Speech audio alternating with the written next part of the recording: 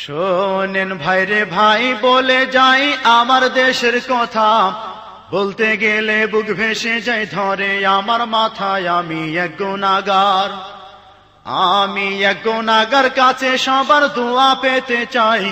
এক আল্লাহ ছাড়া কোনো কিছুর ভয় ভীতি মোর নাই। তাই তো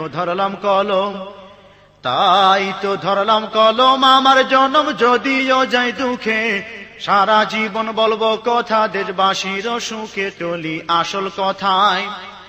চলি আসল কথায়, পট্টি মাথায় আইলো ক্ষমতায়, ধর্মের বুলি পুঁজি করে কেন্দ্রে কেটে কয় একবার